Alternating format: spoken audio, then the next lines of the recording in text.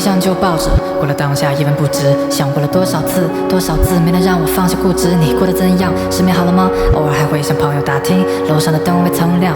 后来知道你换了城市打拼，大理石也还不够长吧？星星跟我诉说着你，其实我内心没有那么强大。花开最后输得彻底，他们说你现在留了长发，是我曾经说的那种长发。时间像是把无情的利剑，不知道何时便正中靶心。在这熟悉的房间，留有我们的故事。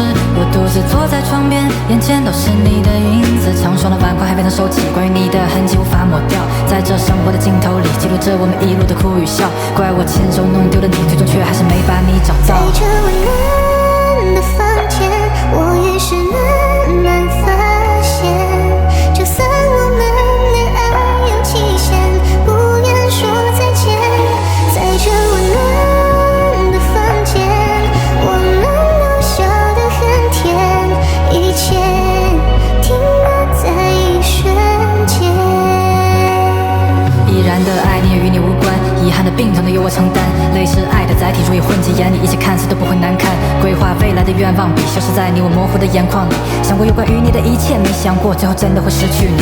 曾经的炽热保留在空洞的余温下珍藏，习惯独处就让回忆停留在那间单人房。或许有一天我们才会明白，或许约定已布满青苔，那时的我们再回头看，这些过往被一点点深埋。一天一月一起每天每月每年，像不像永远？却只是我们口中的永远。屋檐下写着属于我们。从共同描绘的诗篇，却少了最后一页，我们还是没能走到终点。在这温暖的房间，我们都笑得很甜，一切停留在一瞬间。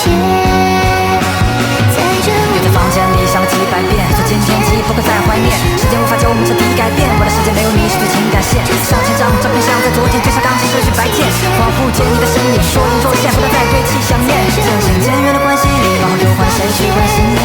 这情绪的悲与喜，我们在原地交藏心底，一切停格在那瞬间。让这熟悉的房间守护着我们最后一丝纪念。